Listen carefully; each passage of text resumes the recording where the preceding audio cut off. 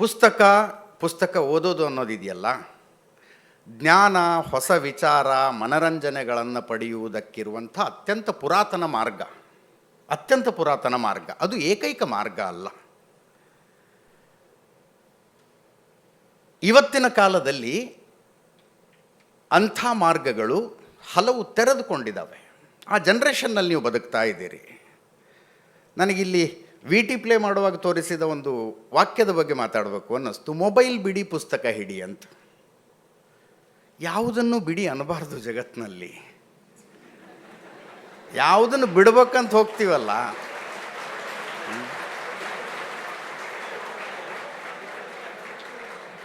ಇಂಥದ್ದು ಬಿಡಿ ಅಂತ ಅಂದು ನೋಡಿ ನೀವು, ಗಂಟು ಬೀಳೋದೆ ಅದಕ್ಕೆ. ಯಾವುದನ್ನು ಬಿಡಬೇಕು ಅಂತ ಪ್ರಯತ್ನಿಸ್ತೀವಲ್ಲ, ಅದೇ ನಮ್ಮನ್ನು ಬೆನ್ನತ್ಕೊಂಬರೋದು.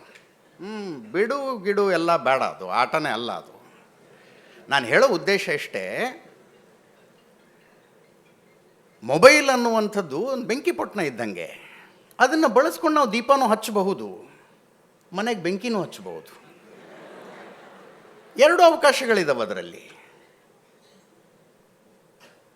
ಸುನೀಲ್ ಕುಮಾರ್ ಅವರು ತಮ್ಮ ಭಾಷಣದಲ್ಲಿ ಹೇಳಿದ್ರಲ್ಲ, ಒಂದು ಪುಸ್ತಕದ ಬಯಕೆ ಏನು ಅಂದರೆ ನೀರಿಗೆ ಬೀಳದಂಗೆ, ಬಿಸಿಲಿಗೆ ಬೀಳದಂಗೆ, ಮೂರ್ಖರ ಕೈಗೆ ಸಿಗದಂಗೆ ನೋಡ್ಕೋಬೇಕು ಅನ್ನೋದು ಪುಸ್ತಕದ ಬಯಕೆ. ಹಾಗೆ ಬೆಂಕಿ ಪೊಟ್ಟಣನು ಮೂರ್ಖರ ಕೈಗೆ ಸಿಗಬಾರ್ದು.